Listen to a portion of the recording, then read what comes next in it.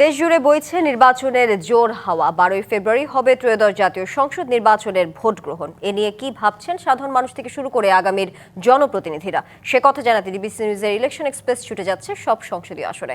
এখন রয়েছে সংসদীয় আসন 183, ঢাকা 10-এ। সিএসআরএম ডিবিসি ইলেকশন এক্সপ্রেস আজ আছে ঢাকা জেলায়। এই মুহূর্তে আমাদের সাথে অতিথি হিসেবে যুক্ত আছেন ঢাকা 10 আসনে বিএনপি মনোনীত প্রার্থী অ্যাডভোকেট জসিমউদ্দিন সরকার। আমরা তার সাথে একটু কথা বলি। দুঃখিত, বাংলাদেশ জামায়াতে ইসলামী মনোনীত প্রার্থী অ্যাডভোকেট জসিমউদ্দিন সরকার, আমরা তার সাথে একটু কথা বলবো। আপনি তো জামাতের পক্ষ থেকে নির্বাচন করছেন, কি অবস্থা? আসলে এক কথায় বলতে গেলে নির্বাচনের যে পরিবেশ উৎসাহ উদ্দীপনাপূর্ণ হওয়ার কথা ছিল, সে ব্যত্যয় ঘটেছে। লেভেল প্লেয়িং ফিল্ডও আমরা দেখতেছি যে প্রশ্নবোধক হয়ে গেছে। সম্প্রতি শেরপুর 3 আসনে আমাদের প্রার্থীর সমর্থনে যে সমাবেশ ছিল, সেখানে আমাদের নেতাকে হত্যা করা হয়েছে ঠুনকো ঘটনায়। ডাক্তার শফিক সাহেবের ঢাকা 15 আসনে আমাদের 15 জন অধিক নেতাকর্মীকে আহত করেছে, তাদেরকে আক্রমণ করে। ঢাকার 7-এ এনায়েতুল্লাহ সাহেবের আসনে তাকে আক্রমণ করা হয়েছিল। আমাদের এই ধানমন্ডির বিভিন্ন জায়গাতে আমাদের কর্মীদেরকে ভয়ভীতি দেখানো হচ্ছে। ফলে পরিবেশটা নির্বাচনের জন্য যেরকম উৎসাহ উদ্দীপনাপূর্ণ হওয়ার কথা ছিল, সেভাবে আর এখন নেই, বহাল নেই। শুরু হয়েছিল সুন্দর পরিবেশে, মানুষ উৎসাহিত ছিল, আশা করতেছিল ফ্রি ফেয়ার ট্রাইবাল ইলেকশন হবে।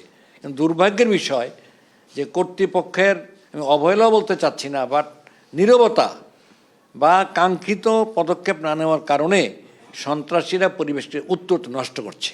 আপনার আসলে নির্বাচনী প্রচারণা চালাতে কোনো সমস্যা হচ্ছে কিনা বা কোনো ধরনের হুমকি পেয়েছেন কিনা আপনারা? ইতিমধ্যেই আমাদের কর্মীদেরকে থ্রেট করা হচ্ছে, আমাদের বিশেষ করে মহিলা কর্মীদেরকে বিভিন্ন ধরনের হয়রানি করা হচ্ছে। Jigatola staff quarter, green road staff quarter আশেপাশে কয়েক জায়গাতে হুমকি দেওয়া হয়েছে।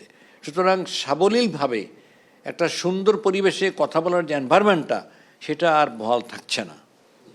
যদি আপনি নির্বাচিত হন তাহলে মানুষের জন্য কি প্রতিশ্রুতি দিচ্ছেন? আসলে মানুষ তো অনেকগুলি সমস্যায় জর্জরিত। সন্ত্রাস, চাঁদাবাজি, দুর্নীতি, এটা একটা প্রাইম নিড।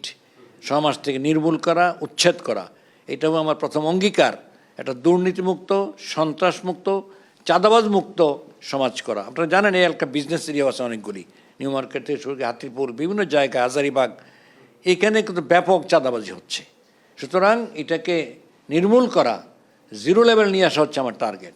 তারপরে গ্যাসের সমস্যা, প্রচুর বাসাবাড়িতে গ্যাসের কানেকশন আছে, গ্যাস পাচ্ছে না। ড্রেনের সমস্যার জন্য অল্প বৃষ্টিতেই পানি হয়ে যায় হাঁটু পানি পরিমাণ পর্যন্ত। তারপরে রাস্তাঘাটে প্রচুর যানজট, যেটা মানুষকে ভোগাচ্ছে দীর্ঘদিন থেকে। ধানমন্ডি লেক এতটা প্রাণকেন্দ্র আমাদের, সেখানে যাওয়ার নোংরা হয়ে সেখানে পানি ব্যবহার করার অবস্থায় নেই। সন্ধ্যার পরে সেখানে মেয়েরা হাঁটাহাঁটি করতে পারে না, লাইট নেই পর্যাপ্তভাবে, পাবলিক টয়লেট সাফিসিয়েন্ট না, ম্যানেজমেন্ট খুব পুয়ার।